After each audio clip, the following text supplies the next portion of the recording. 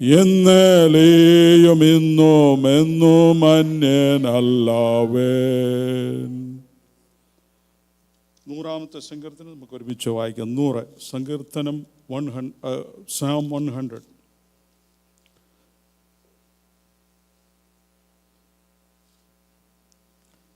ഈ സങ്കീർത്തനത്തിൽ കൂടെ നമുക്ക് ദൈവത്തെ സ്തുതിക്കാം, ദൈവത്തെ മഹത്വപ്പെടുത്താം, ദൈവത്തെ ആരാധിക്കാം. 150-ാം സങ്കീർത്തനത്തിൻ്റെ അവസാനം പറഞ്ഞിരിക്കുന്നു, ജീവനുള്ളവരെല്ലാം നിന്നെ സ്തുതിക്കും. ജീവനുള്ളവരൊക്കെയും യഹോവയെ സ്തുതിക്കട്ടെ. യഹോവയെ സ്തുതിപ്പാൻ നമ്മുടെ ഹൃദയത്തിൻ്റെ ആഴത്തിൽ നിന്ന് ഈ സങ്കീർത്തനം ദൈവം നമ്മെ സഹായിക്കട്ടെ. നമുക്ക് ഒരുമിച്ച് വായിക്കാം. 4-5 വാക്യമേ ഉള്ളൂ. രണ്ട് പ്രാവശ്യം വായിക്കണമെന്ന് ഞാൻ ആഗ്രഹിക്കുന്നത്.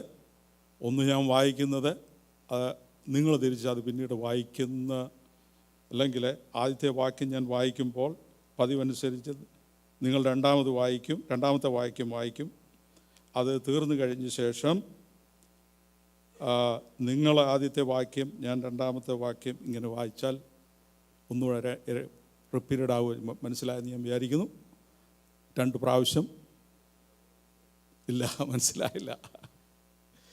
ഓക്കെ, സാധാരണ വായിക്കുന്ന പോലെ വായിച്ച് കംപ്ലീറ്റ് ആക്കുക. അത് കഴിഞ്ഞ ശേഷം നിങ്ങൾ ആദ്യത്തെ വാക്യത്തെ തുടരുക, ഞാൻ രണ്ടാമത്തെ വാക്യം വായിക്കും, 3-ാമത്തെ വാക്യം നിങ്ങൾ വായിക്കും. ഇപ്പം മനസ്സിലായല്ലോ. എന്നെ ശ്രദ്ധിക്കരുതേ, നമുക്ക് കർത്താവിനെ ശ്രദ്ധിക്കാം, കർത്താവിനെ ഉയർത്താം. സകല ഭൂവാസികളുമായുള്ളവരെ യഹോവയ്ക്ക് ആർപ്പിടുവീൻ. യഹോവ തന്നെ ദൈവമെന്നറിവീൻ. അവൻ നമ്മെ ഉണ്ടാക്കി, നാം അവനുള്ളവർ ആകുന്നു. അവൻ്റെ ജനവും അവൻ മേയിക്കുന്ന ആടുകളും തന്നെ.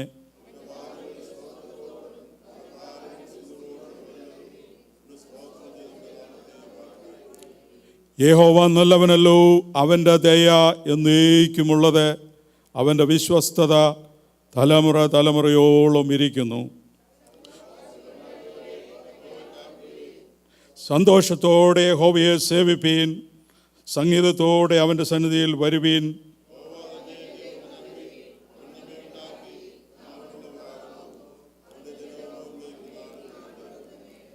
അവൻ്റെ വാതിലുകളിൽ സ്തോത്രത്തോടും അവൻ്റെ പ്രാകാരങ്ങളിൽ സ്തുതിയോടും കൂടെ വരുവീൻ.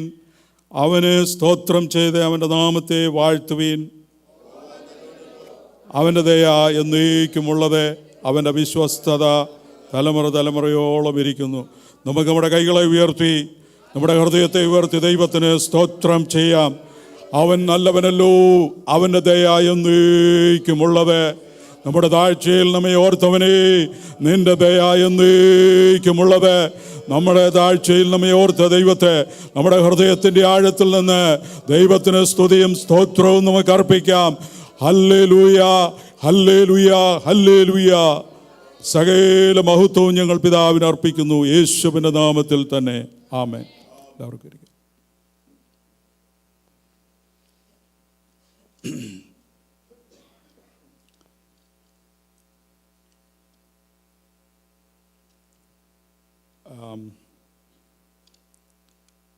ഈ സങ്കീർത്തനം വായിക്കാൻ ഇന്ന് രാവിലെ എനിക്ക് മനസ്സിൽ വന്നത്. അതുകൊണ്ട് ദൈവത്തെ പാടി സ്തുതിക്കുവാനായിട്ട് ദൈവം നമ്മെ വിളിച്ച് വേർതിരിച്ചിരിക്കുന്നല്ലോ. കഴിഞ്ഞ വർഷമൊന്നും എനിക്കിങ്ങനെ ഇവിടെ ദൈവമുമ്പാകെ വന്നു നിൽപ്പാനുള്ള പ്രാഗൽഭ്യം, അല്ലെങ്കിൽ എനിക്കങ്ങോട്ട് താല്പര്യം വന്നില്ല. 50-ാമത്തെ സങ്കീർത്തനത്തിൽ പറയുന്നത്, ദുഷ്ടനോട് എൻ്റെ വചനം നിൻ്റെ വായിലെടുപ്പാൻ നിനക്ക് എന്തധികാരം. ഞാൻ ദുഷ്ടനായതുകൊണ്ടാണെന്ന് പറയുന്നില്ല, അതിനുള്ള പ്രാഗൽഭ്യം അല്ലെങ്കിൽ എനിക്കതിനുള്ള പെർമിഷൻ ദൈവം തന്നില്ല. എന്നാൽ ഈ പുതിയ വർഷത്തിൽ ദൈവത്തെ മഹത്വപ്പെടുത്തണമെന്നൊരു പുതിയൊരു ആഗ്രഹം എൻ്റെ ജീവിതത്തിൽ തന്നു. ദൈവം വൻകാര്യങ്ങളെ ചെയ്യുന്നൊരു ദൈവമെന്ന് എൻ്റെ ഹൃദയത്തിൻ്റെ ആഴത്തിൽ ദൈവം ഒരു ഉറപ്പ് തന്നു. അതുകൊണ്ട് ദൈവത്തെ മഹത്വപ്പെടുത്തണം. നാം ഓരോരുത്തരും ദൈവത്തിൻ്റെ മുമ്പാകെ, പ്രത്യേകിച്ച് പ്രസംഗിക്കുന്നവർ, ദൈവത്തിൻ്റെ മുമ്പാകെ കണക്ക് കൊടുക്കേണ്ടവരാണ്. അതുകൊണ്ടാണ് ഞാൻ എപ്പോഴും ദൈവസന്നിധിയിൽ ഭയപ്പെടുന്നു. ഞാൻ പറയുന്ന വാക്കുകൾ ദൈവത്തിന് പ്രസാദം കൊടുക്കേണ്ട, എന്നാൽ ക്ഷമിക്കുന്ന ഒരു ദൈവവും കരുണയുള്ള ദൈവമാകൊണ്ട് ഞാൻ ദൈവത്തെ സ്തുതിക്കുന്നു. ഈ പുതിയ വർഷത്തിൽ എനിക്ക് വളരെ പ്രത്യാശയുണ്ട്. എന്നോട് സംസാരിച്ച വചനവുമായിട്ടല്ല, എൻ്റെ ഹൃദയത്തിൽ ഇംപ്രസ് ചെയ്തൊരു വാക്കുണ്ട്. ഹൃദയത്തിൽ ദൈവം തന്നുകൊണ്ട്, ദൈവത്തെ അറിയുന്ന ജനം ഉറച്ചു നിന്ന് വീര്യം പ്രവർത്തിക്കുന്ന വർഷമാണ്.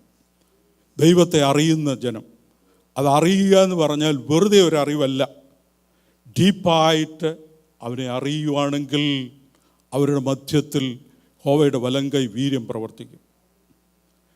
യഹോവ കരുണയുള്ള ദൈവമാണ്.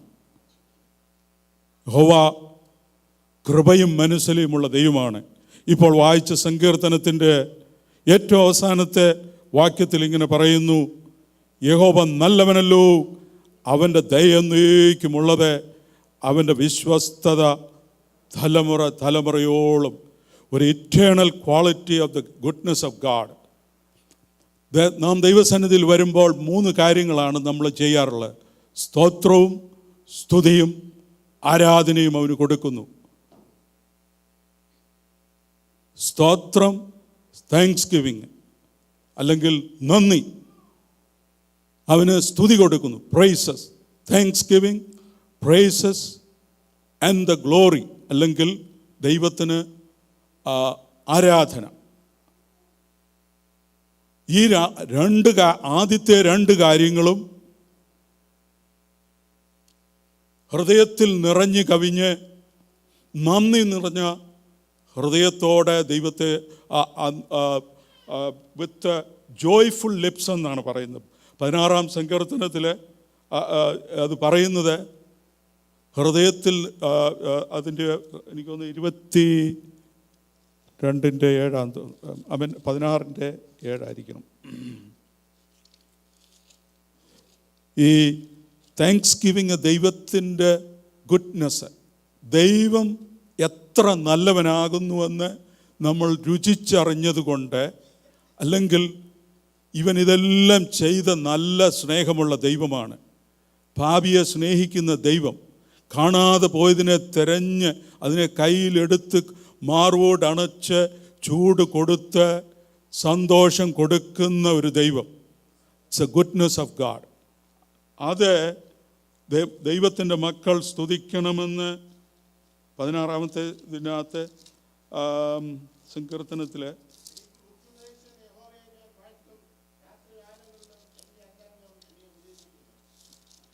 ഞാൻ എപ്പോഴും കംപ്ലൈൻറ്റ് ചെയ്യുന്ന ഒരു കാര്യമാണ്, എനിക്ക് ബുദ്ധി രാത്രിയിലൊന്നും കിട്ടുന്നില്ലല്ലോ. ദൈവത്തോട് പറയും, ഞാനൊന്നും കാണുന്നുമില്ല, ബുദ്ധി കിട്ടുന്നില്ല.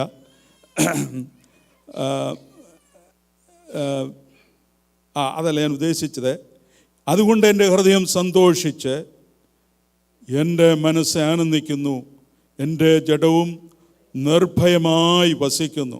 വേറൊരു സ്ഥലത്താണെന്ന് തോന്നുന്നു, എൻ്റെ വിത്ത് ജോയ്ഫുൾ ലിപ്സ്, സന്തോഷത്തോടെ ഞാൻ യഹോവയെ വാഴ്ത്തും. ഹൃദയത്തിൻ്റെ ആഴത്തിൽ നിന്ന് സന്തോഷത്തോടെ യഹോവയെ വാഴ്ത്തുവാൻ. എന്തുകൊണ്ടാണെന്ന് വെച്ചാൽ, ഇപ്പം വായിച്ച 3 കാര്യങ്ങളാണ് അതിനകത്ത് പറയുന്നത്. ഇറ്റേണൽ ഗുഡ്നെസ് ഓഫ് ഗാഡ്, നമ്മളുടെ ദൈവത്തിൻ്റെ നിത്യ ഇറ്റേണൽ ഗുഡ്നെസ്, അതാണ് പറഞ്ഞിരിക്കുന്നത്. അവൻ നല്ലവനാണ്. ദൈവത്തെ രുചിച്ചറിഞ്ഞവരാരും അവൻ മോശമാണെന്ന് പറഞ്ഞിട്ടില്ല.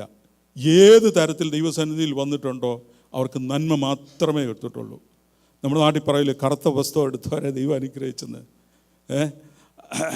അവരുടെ എൻ്റെ ജീവിതത്തിൽ അതിൻ്റെ നന്മയല്ലാതെ മറ്റൊന്നും എനിക്ക് പറയുവാനായിട്ടില്ല.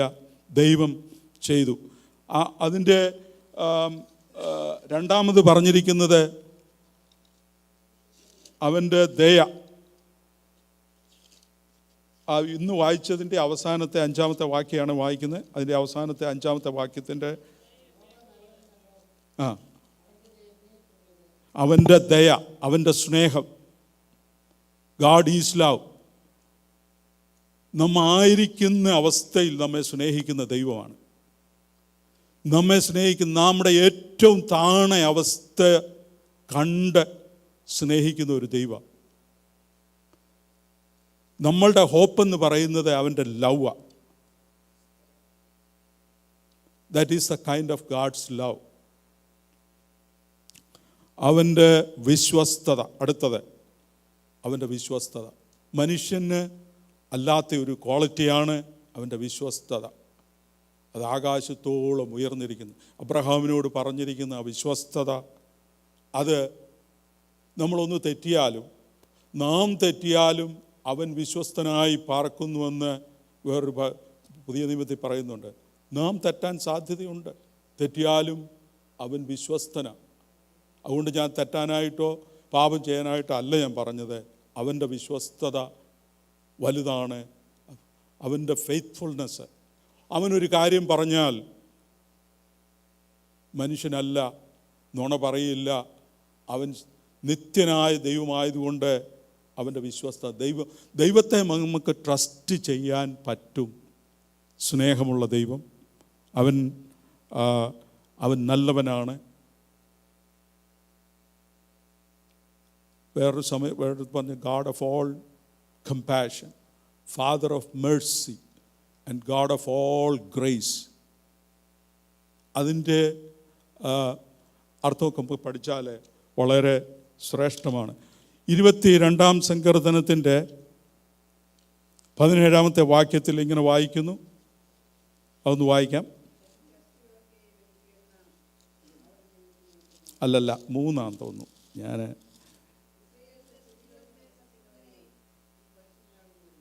ഇസ്രയേലിൻ്റെ സ്തുതികളിന്മേൽ വസിക്കുന്നവനെ നീ പരിശുദ്ധനാകുന്നുവല്ലോ. ദൈവത്തിൻ്റെ ഗാഡ് ഈസ് ഗ്രേറ്റ്. എന്തുകൊണ്ടാണ് നാം ദൈവത്തെ സ്തുതിക്കുന്നത്? God is great. അവൻ്റെ മഹത്വത്തിനൊത്തവണ്ണം അവനെ സ്തുതിപ്പാനാണ് പറഞ്ഞിരിക്കുന്നത്. സ്തുതിക്കുന്നത് നേരുള്ളവർക്ക് ഉചിതവും സ്തുതി മനോഹരവുമാണ്. സ്തുതി മനോഹരമാണ്. അപ്പം ദൈവം മനുഷ്യനിൽ നിന്ന് സ്തുതിക്കാൻ കൊതിക്കുന്നതാണോ? അതിനെക്കുറിച്ച് ഞാൻ ചിന്തിച്ചപ്പോൾ, മനുഷ്യനെ സൃഷ്ടിച്ച ദൈവത്തിന് ഉണ്ടാക്കിയിരിക്കുന്നത്, അവൻ്റെ സോൾ ഉണ്ടാക്കിയിരിക്കുന്നത്, അവന് തൃപ്തി വരുന്നത് ദൈവത്തെ സ്തുതിക്കുമ്പോൾ മാത്രമാണ്. വേറൊരു കാര്യത്തിലും അവന് തൃപ്തി വരികയില്ല. ദൈവത്തെ സ്തുതിക്കുമ്പോഴാണ് അവന് തൃപ്തി വരുന്നത്. അതവൻ്റെ നാം ദൈവത്തെ സ്തുതിയും സ്തോത്രവും അല്ലെങ്കിൽ കൊടുക്കുമ്പോൾ നമ്മളുടെ സോൾ ദൈവത്തിൽ ആനന്ദിക്കുകയാണ്. അപ്പോൾ ആണ് നമുക്ക് ചൈതന്യം വരുന്നത്. അതെങ്ങനെയാണെന്നറിയോ? ഇപ്പോൾ നമ്മൾ വായിച്ച ഇതിലുകളിൽ ഇസ്രയേലിൻ്റെ സ്തുതികളിൽ വസിക്കുന്നവനെ നീ പരിശുദ്ധനാകുന്നു. ദൈവം പരിശുദ്ധൻ പരിശുദ്ധൻ എന്ന് ആർത്തട്ടഹസിക്കുക സ്വർഗത്തിൽ. ഈ പരിശുദ്ധനായ ദൈവം മനുഷ്യൻ്റെ സ്തുതികളിൽ ഇറങ്ങി വരാൻ, അല്ലെങ്കിൽ ദൈവത്തിൻ്റെ സിംഹാസനം എന്ന് പറയുന്നത് മനുഷ്യൻ്റെ സ്തുതിയാണ്. സ്തുതി കൊണ്ടുള്ള ഒരു സിംഹാസനത്തിൽ ഇറങ്ങി വരും ഒരു ദൈവമാണ് ഈ ദൈവം. സ്തുതിയിൽ നമ്മുടെ സ്തുതി, ഈ പരിശുദ്ധനായ ദൈവം നമ്മുടെ സ്തുതിയിൽ ഇറങ്ങി വരണമെങ്കിൽ നമ്മളുടെ നാവിൽ നിന്ന് വരുന്നത് ശുദ്ധമായിരിക്കണം. ശുദ്ധമായുള്ള സ്തുതി ദൈവത്തിന് കൊടുക്കുമ്പോൾ മാത്രമേ അതിൽ ഇറങ്ങി വരണം. ആദ്യ പഴയ നിയമകാലത്ത് അവർ ദൈവത്തെ സ്തുതിക്കുമ്പോൾ ആ ദൈവത്തെ അവരെ സാഷ്ടാംഗം വീണ് നമസ്കരിക്കുന്നത് വർഷിപ്പാണ്. അത് വർഷിപ്പ് ചെയ്യുമ്പോൾ ദൈവ സാന്നിധ്യം അവരുടെ മധ്യയിൽ ഇറങ്ങി വന്ന് അവരോട് ദൈവം സംസാരിക്കും.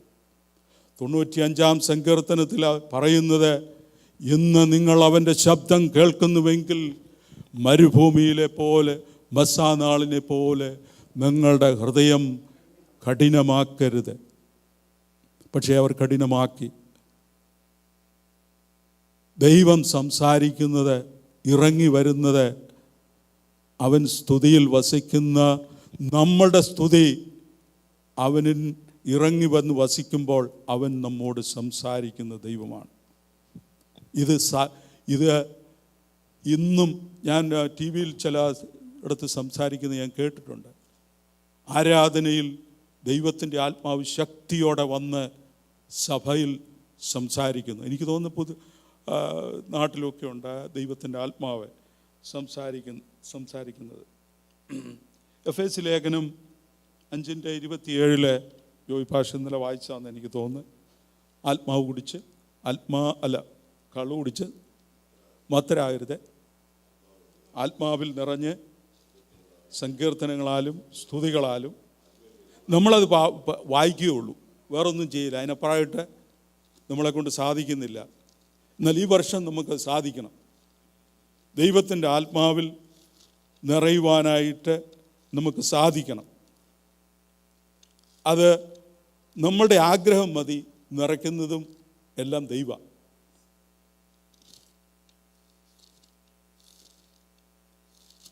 അതൊന്ന് വായിക്കാം. 5 അതെ, ഇത് വായിച്ചാൽ മതി. അതിൻ്റെ 10 ഞാൻ ഈ പറയുന്നതെല്ലാം വാക്യെല്ലാം തെറ്റാ. ആത്മാവ് നിറഞ്ഞവരായി സങ്കീർത്തനങ്ങളാലും സ്തുതികളാലും ആത്മീയ ഗീതങ്ങളാലും തമ്മിൽ സംസാരിച്ച് നിങ്ങളുടെ ഹൃദയത്തിൽ കർത്താവിന് പാടിയും കീർത്തനം ചെയ്തും നമ്മുടെ കർത്താവായ യേശുവിൻ്റെ നാമത്തിൽ ദൈവവും പിതാവുമാവിനെ എല്ലായ്പ്പോഴും എല്ലാറ്റിനും വേണ്ടിയും സ്തോത്രം ചെയ്തുകൊള്ളുവിൻ. ഇതാണ് പുതിയ നിയമസഭയിൽ ദൈവം വച്ചിരിക്കുന്നത്. കണ്ടിന്യൂവൽ, അതായത് എല്ലായ്പ്പോഴും ദൈവത്തിന് സ്തോത്രം ചെയ്യുവിൻ, ഇടവിടാതെ ദൈവത്തെ സ്തുതിപ്പിൻ എന്ന് പറഞ്ഞാൽ സ്തോത്രം എന്നും പറഞ്ഞ് 24 മണിക്കൂർ ഇരിക്കാനായിട്ടല്ല പറഞ്ഞിരിക്കുന്നത്. നമ്മുടെ ഹൃദയത്തിൽ ദൈവത്തിന് എപ്പോഴും ഹൃദയം കത്തിക്കൊണ്ടിരിക്കണമെന്ന് ദൈവം ആഗ്രഹിക്കുന്നു.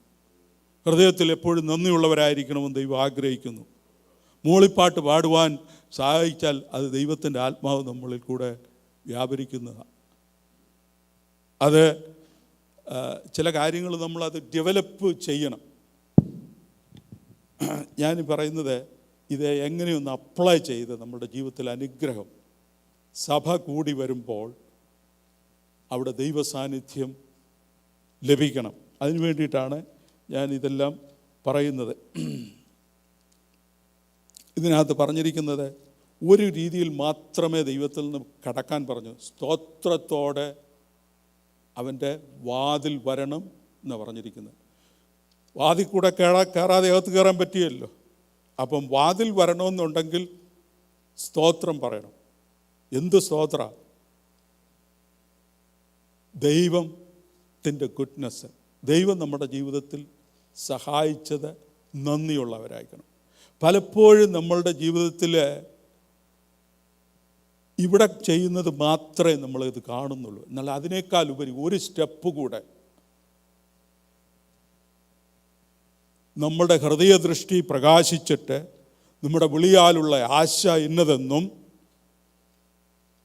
ദൈവം, അതായത് എഫേസ്യ ലേഖനത്തിൽ പൗലൂസ് പ്രാർത്ഥിക്കുകയാണ് എഫേസ്യ സഭയ്ക്ക് പാർക്കുമ്പോൾ, നിങ്ങൾ അവനെ അറിയണം, അവനെ അറിഞ്ഞിട്ട് ആത്മാവിൽ, അതായത് you must know the spirit of understanding, the spirit of discernment, the spirit of revelation in the knowledge of Lord Jesus Christ, and know the inheritance. ദൈവം നമുക്ക് വേണ്ടി ഒരുക്കി വെച്ചിരിക്കുന്ന ഇൻഹെറിറ്റൻസ് നമ്മുടെ ഹൃദയത്തിൽ അത് മനസ്സിലാക്കി, അത് തന്നെയല്ല അതിനേക്കാൾ കൂടുതലായിട്ട് നമ്മളുടെ വിളിയുടെ ആശ എന്താണ്, നമ്മളെക്കുറിച്ച് വിളിച്ചിരിക്കുന്നത്, അത് നിവർത്തിപ്പാനുള്ളൊരു ഉറപ്പ്, അതിൻ പ്രകാരം എന്ന് പറഞ്ഞാൽ നമുക്കൊരു അസൈൻമെൻറ്റ് കിട്ടി ചെയ്യുന്നവരായി തീരാൻ ദൈവം ആഗ്രഹിക്കുന്നു. അതുതന്നെയല്ല, അവൻ്റെ ബഹുത്വത്തിന്, അവൻ്റെ ശക്തിയുടെ അളവറ്റ വലിപ്പം, ക്രിസ്തുവിനെ മരിച്ചവരിൽ നിന്ന് ഉയർപ്പിച്ചവൻ്റെ ശക്തി എത്ര വലുതാണെന്ന് നാം അനുഭവിച്ചറിയുവാൻ, അത് വിശ്വസിക്കുന്നവർക്ക് വിശ്വാസത്തിൻ്റെ ശക്തി അറിയണം. അത് അറിയാൻ ദൈവം നമ്മെക്കുറിച്ച് ആഗ്രഹിക്കുന്നു. അങ്ങനെയുള്ളവർക്ക് വേണ്ടി പറയുകയാണ്. എഫേസ്യർ 3:19 ഇന്നലെ വായിച്ചു. അവൻ്റെ സ്നേഹത്തെ, ബുദ്ധിയെ കവിയുന്ന ദൈവത്തിൻ്റെ സ്നേഹം അറിഞ്ഞിട്ട് അവൻ്റെ വിളിയാലുള്ള ആശ പൂർത്തീകരിക്കണം. ഈ ബുദ്ധിക്കപ്പുറമായിട്ടുള്ള ദൈവ സ്നേഹം, ദൈവശക്തി അറിഞ്ഞ് എങ്കിൽ നാം ചോദിക്കുന്നതിലും നിലയ്ക്കുന്നതിലും അത്യന്തം പരമായൊരു ശക്തി നമ്മിൽ വ്യാപരിക്കുമ്പോൾ ആ ശക്തിയാൽ ദൈവം നമുക്ക് വേണ്ടി ചെയ്തരുന്ന ദൈവത്തെക്കുറിച്ചുള്ള കൃപ. ഞാനീ പറയുന്നതുകൊണ്ട് എനിക്ക് ലഭിച്ചു എന്ന് ആരും വിചാരിക്കരുത്. കർത്താവേ, എന്നെയും നിർത്തണമേ, എന്നെയും സഹായിക്കണമെന്ന് മാത്രമേ ഞാനും പ്രാർത്ഥിക്കുന്നുള്ളൂ. അപ്പോൾ പുതിയ നിയമത്തിൽ വരുമ്പോഴത്തേക്കിന് ആ വാതിലെന്ന് പറയുന്നത്, സ്തോത്രം എന്ന് പറയുന്നത്, എബ്രായ ലേഖനം 10:19 പറഞ്ഞിരിക്കുന്നത്, അതിൽ കൂടെ മാത്രമാണ് നിലനിൽക്കുന്നതായിട്ടുള്ള നല്ല അനുഭവം ലഭിക്കുന്നത്. എന്താണെന്നറിയാവോ? സഹോദരന്മാരെ,